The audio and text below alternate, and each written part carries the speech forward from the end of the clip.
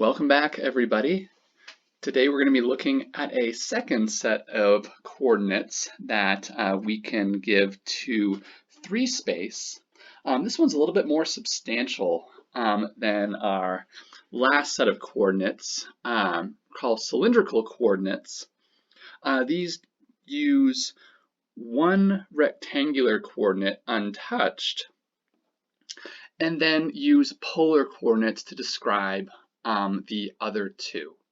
Last time we saw that, so for example, setting r equal to some constant in cylindrical coordinates, this gives a cylinder,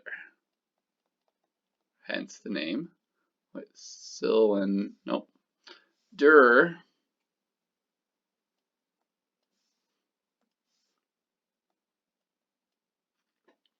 Hence the name cylindrical coordinates.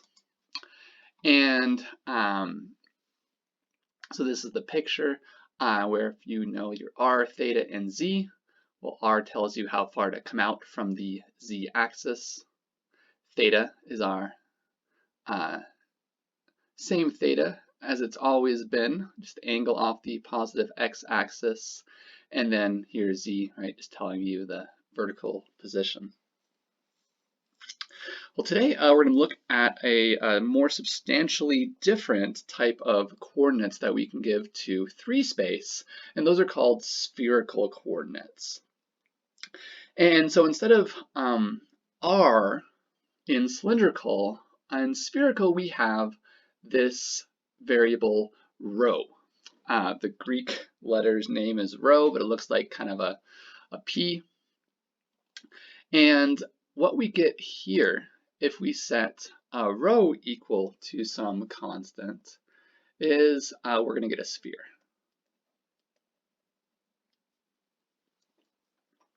And the way that this rho works is that this rho is giving us the distance from the origin.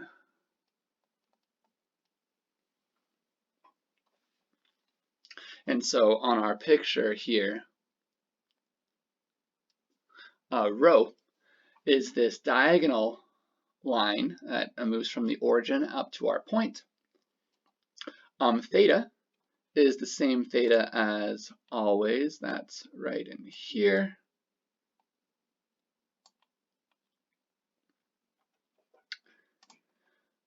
Now this new one, this is another angle. The Greek letter here is phi. And this gives us the angle off of the positive z-axis.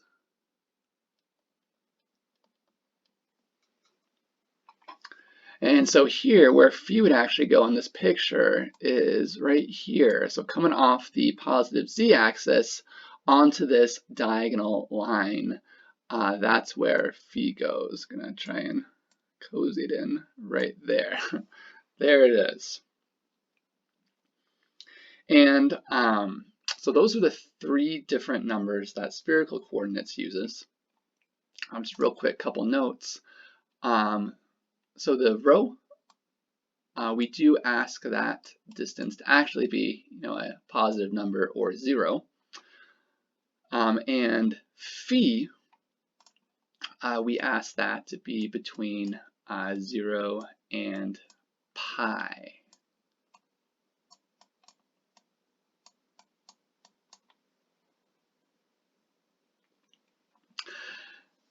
At phi equals 0, the point is right up on the z-axis, and at pi over 2, that thing's hanging out in the xy plane. And if we move phi all the way up to pi, that's when we're pointing straight down the z-axis. And so I'd like to give us kind of an interactive picture of these coordinates. So to do that, let's look over here at GeoGebra. Let it load up. Maybe. There we go. And so here actually the letters they use are different. Instead of our rho, they use r, and the phi and theta are switched. I guess that's common in physics. You just have to kind of read in context with wherever you're at. So here, the sphere, right, that's what we get as our rho equals constant, where theta can be whatever we want and phi can be whatever we want. We get this sphere. And if I grab this slider for, I'll just use the names that we just introduced, rho, make that smaller, our sphere gets smaller, right, and enlarge that. We move further away from the origin. Now here, this is actually our theta. If we drag this, right, we're just going to move around horizontally around that sort of halo there. And what's changing is this angle down here. If this was actually like the Earth, then moving theta takes our point and moves it around this line of latitude. Now in contrast, if we grab the angle off the positive z-axis, right, this is our phi, right, if we make that 0, well, then we're up on the North Pole, and if we start increasing that angle, we are moving down from there, right, again at pi over 2 or 90 degrees, we're on the equator, right, the xy plane, and then past that we're moving down below, right, along that line of longitude. And so that's kind of the picture of how these coordinates work. Now, so we've seen here the kind of surface that we get if we set rho equal to some constant and let theta and phi be whatever they want. Let's take just a moment and look at these other two as well. If we let theta be a constant, so rho and phi can be anything, I claim that we get a half plane attached to the z-axis. And similarly, if we let phi be some constant, where rho and theta can be anything, here I claim that we're going to get cones. And let's take a look again at GeoGebra to see what's going on there.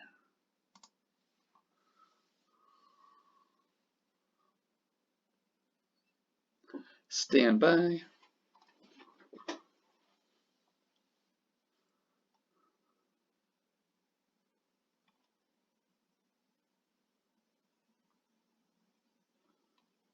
Oh, there we go. Okay, great. So yeah, so at this first picture that comes up, let me drag this over so we can get a little bit bigger visual. This is an example of the half plane that we get for theta equals 0 is what we're at, just theta equals 0. And so the idea here, what we're seeing with all these lines, first of all, these curved lines, these are the lines we get when rho is constant and we're letting phi, that angle off the positive z-axis, vary. So let's kind of, you can imagine kind of picking like, say like rho equals 6 and then swinging that down, keeping our theta the same. Right, if we do that for these different values of rho, we're going to get these concentric circles coming out, right? And the fact that we only get a half plane is because of our restriction on phi, right at 0. We're up here pointing along the z-axis, and as we increase that angle, right, to pi over 2 and then pi and stop, we've just traced out that side. Right, and so that's the plane that we get for theta equals 0. If we take this theta and move that, we're going to get the same picture, but at different values for theta, right? So we kind of have this half plane swinging around its hinge on the z-axis, right? So different values of theta will give us these half planes angled at a certain direction. So that's the picture for when theta is a constant.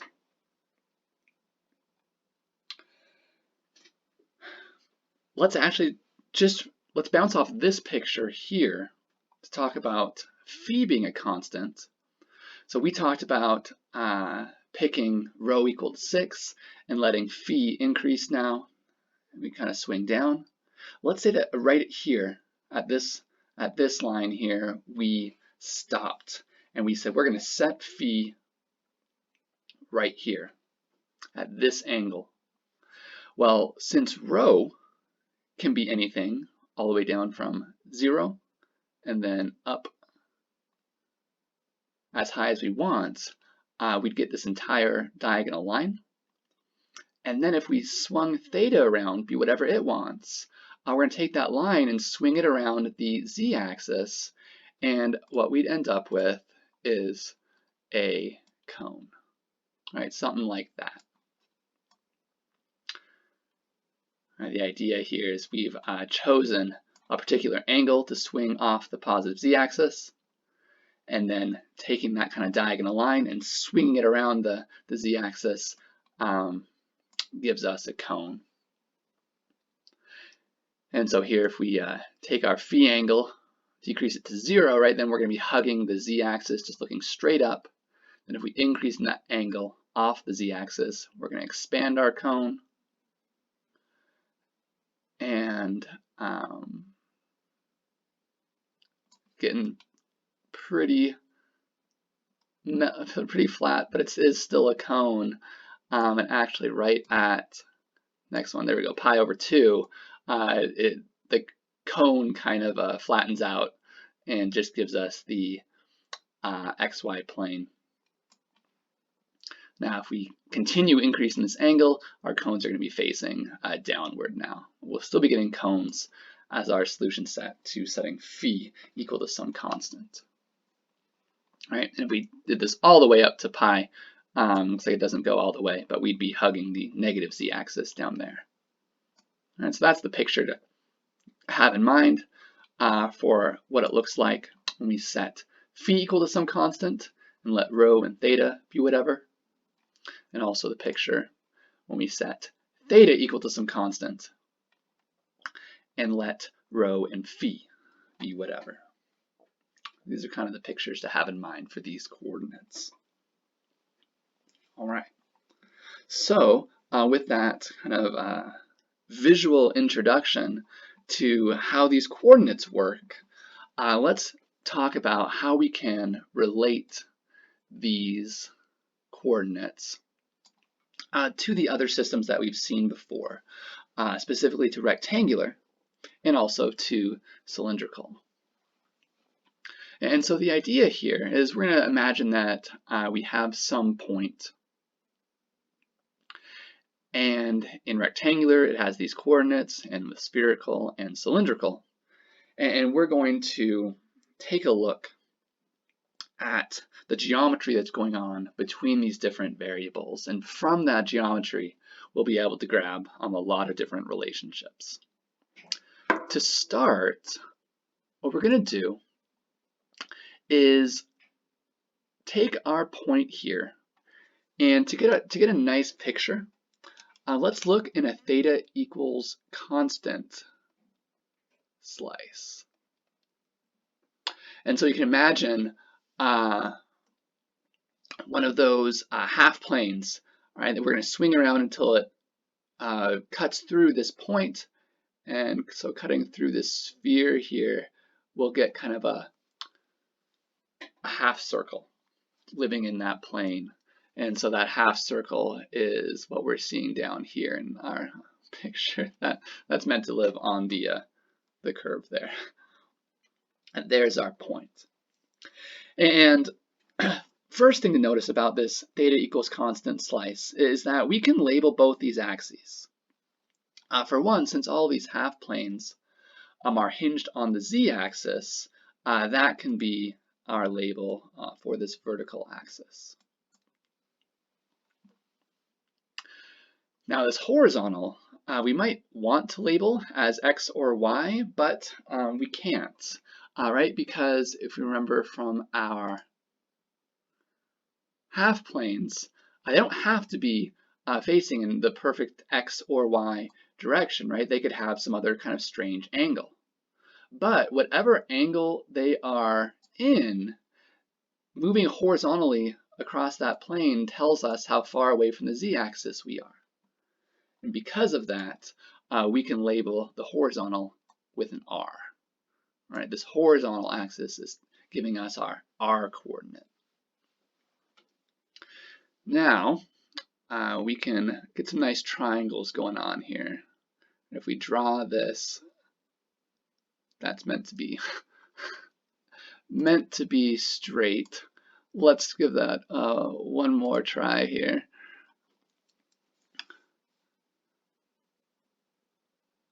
Much better. There we go. Right, this line is exactly giving us our rho coordinate. And if we want to draw our phi, we can get this nice triangle going on here. If we just come over horizontally, inside here is our phi, our angle off the positive z-axis. Where this triangle hits the z-axis, we can call that z.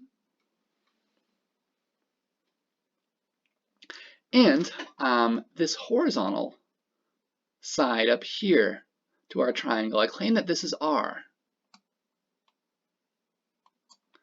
And the reason why is, right, if we just kind of come straight down from our point, R is exactly, how far out from the z-axis our point is, and that's going to be the same distance down here or up here.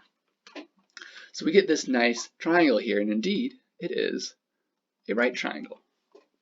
And so whenever we have a right triangle, right, we can toss onto the page Pythagorean theorem and all of our trig stuff, and that's really where most of our relationships come from here. So to start, rho squared is going to be r squared plus z squared. And r squared we know is x squared plus y squared, and so we get this nice kind of Pythagorean theorem. Identity relating x, y, and z with rho. And looking over here at our triangle, if we want to think about cosine of phi, that's going to be the adjacent over hypotenuse. And so that's going to be z over rho. And so just solving this for z, multiplying the rho over there, we get z equals rho cosine phi. And playing a similar game with sine, sine of our angle over here is going to be the opposite over the hypotenuse. And so it's going to be r over rho.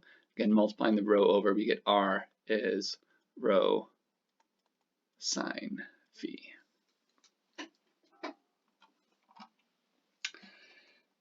And now for x and y, we have their same old polar equations, r cosine theta for x and r sine theta for y.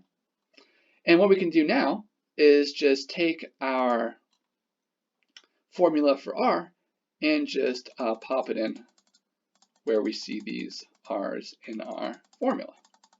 And so where we had r cosine theta, well, in terms of everything in spherical, what we get is rho sine phi cosine theta for x, and for y, the r again becomes r sine phi sine theta.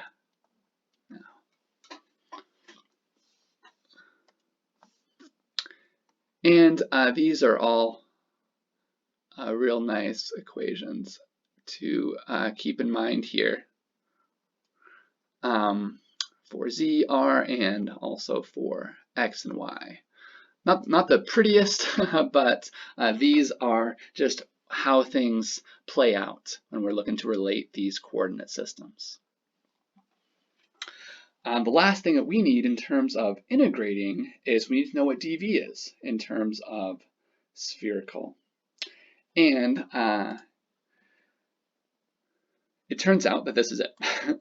Once again, this is thinking about the volume that we get, say starting at a particular point, and then bumping out a little bit in the rho, in the theta, and the phi directions, and asking what is the volume of that thing that we get.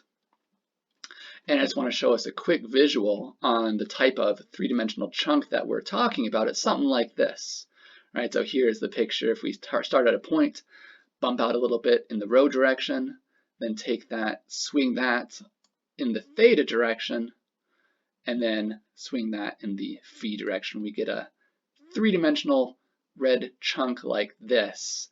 And we can ask, well, what is this thing's volume? And it turns out the geometric formula is what we see here. It's going to be rho squared sine phi, and d rho, d phi, d theta. And yeah, the order that this is written in is definitely the order that's going to be cleanest to think about this in, thinking about moving rho first, and then phi, and then theta. So what I'd like to do now is see how this can play out with an integral. And so let's move on down. So here we have a triple integral, where we're integrating up the information x squared plus y squared over the region B, which is this kind of region kind of trapped between two spheres. And like any other triple integral, if we're going to start integrating this, we need to just get our limits of integration. And what I'd encourage you to do whenever we're thinking about spherical coordinates, right here, our region of integration is a nice kind of spherical chunk, so that makes sense to do, is to get our limits by looking at a theta equals constant cross section, just like we did up here, kind of seeing what we're looking at and imagining cutting through that with one of our half planes hinged on the z-axis. And so to do that here, if we imagine one of these half planes, maybe we swing around the z-axis a little bit, we just pick some random theta to stop at, really all these cross sections are going to look like the one that we see here along the YZ plane. And so we can kind of draw that as our region that we get.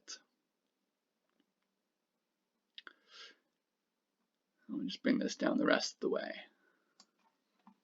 All right, and so here is our theta equals constant cross section. Notice we can label the vertical axis as z, but again, this horizontal axis, right, we need to label as r and not x or y, because we're imagining we've chosen some sort of random angle for theta, not necessarily one of these two special ones. Okay, and so now the question for moving our first variable rho is, what rows do we want to use? Where do we want to start rho and stop? But so to draw our picture, we have to remember that, so this picture came from setting theta equal to some constant. We're also going to, before we move rho, imagine setting phi at some constant. So let's imagine we've chosen a particular phi, which looks like some angle off the positive z-axis. So let's say that that's our angle that we're thinking about. Well, for that angle, what rows do we want? Well, we're going to want to start rho at 1, and then move that out, and then pop out of our region at 2. And we can imagine picking a slightly different angle, maybe something smaller. Now we're moving up this way. And so if we imagine kind of moving along this ray shooting out from the origin, again, we're going to want to start rho at 1, and we hit that inner side, and then move it out, and then pop out when our rho is 2, and we exit the outer side. And here we're going to get these same starting, stopping instructions for any phi that we might pick. And so because of this consistency, we can move ahead and set this up. Our starting instructions for rho are always going to want to start at rho equals 1 and stop at rho equals 2.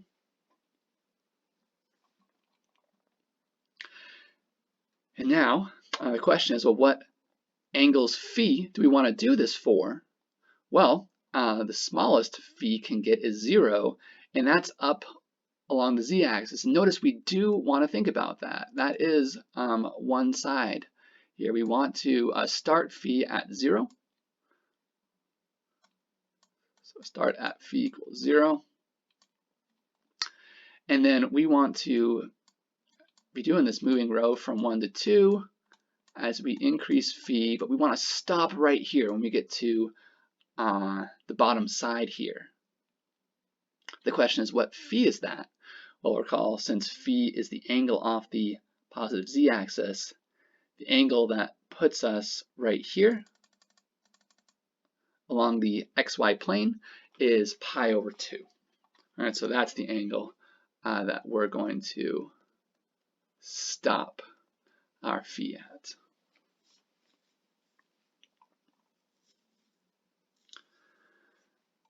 All right, and so this information, where we're moving rho and what phis we're doing this for, that comes from our theta equals constant picture.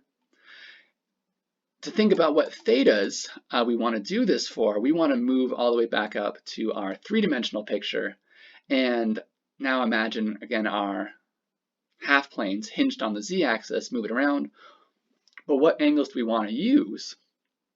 Well, theta equals 0 would start us on the x-axis. Notice our kind of strange region here actually doesn't involve anything in this first quadrant where x and y are positive. It starts at the y-axis, and so maybe a way to visualize this, right? So the top view of B, if there's the x and y plane, and z is coming off the page towards us, right? This doesn't have anything in this quadrant here. It's just going to start over there. And so this would kind of be what we'd see from the top. And so what thetas are we going to be using? Well, we're actually going to start at theta equals pi over 2 and keep on moving 3 pi over 2 up to 2 pi. So we're going to start this at theta equals pi over 2 and stop at theta equals 2 pi. And with that, we have all of our limits of integration. We can go ahead and set up our integral. All right, so looking back to what we were computing, we now can take our start-stop instructions for rho, phi, and theta and just pop those in where they go. Right? And our dv here becomes rho squared sine phi, d rho d phi d theta. And the only thing left to do to translate our integral is just make sure everything is in terms of what we're saying our variables are. In this case, rho, phi, and theta. Those are all that we want to see kind of looking over here to the left. And so what catches our eye is that we have these x and y going around in our function. So we'd like to translate those. Now, one possibility is to use those ugly formulas. X is, I can't even remember, it's like a rho, I'm not even going to try. There it is, rho sine phi cosine theta, and similarly for y, and plug those in. And that would technically be correct, but it would be really ugly. And I claim that we can do better. And the idea here is if we can ever use kind of one of our Pythagorean theorem identities, then let's do that. And the idea here is x squared plus y squared. Well, we know what that is in terms of cylindrical, right? That's r squared.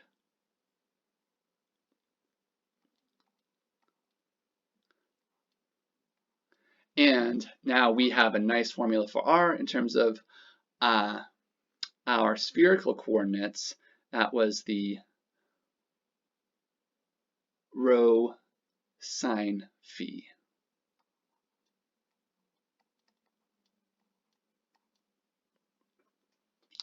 And if we're ever wondering, we can kind of draw our picture again, right?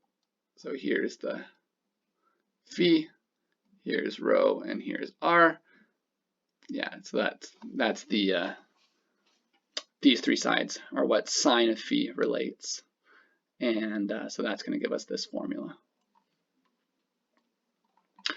All right, and so now taking this square and distributing it to both of our sine and our rho, we get rho squared sine squared phi.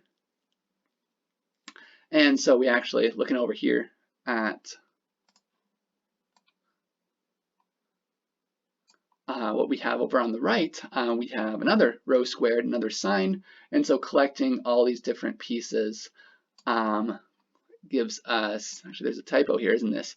Gives us 4 rows and factors of rho, and this should be a sine cubed. Right, since we have a sine squared here and another sine here. And with that, we've done what was asked. We've set up our triple integral, and we can now go ahead and start cranking through our antiderivatives here. One thing I wanted to mention, just as a final side note here, is that these formulas for cylindrical, what dV is, and spherical, what dV is, there's a way to get these formulas for other changes of coordinates as well. Right? There's nothing magical or forced about just using cylindrical coordinates or spherical coordinates. Sometimes you might, depending on a situation, have a different change of coordinates in mind. And to figure out kind of what goes out front of our d variable terms over here, in general, it's this thing called the determinant of the Jacobian. This Jacobian is actually a matrix that involves all the different partial derivatives of our translation equations. And so if you go on further and see some different situations in your careers that use general changes of coordinates, what we'll be telling you what dV becomes is that the determinant of that Jacobian matrix. All right, that's it for today. Good work, everybody. If you have any questions, post those to Piazza, and I'll see you next time.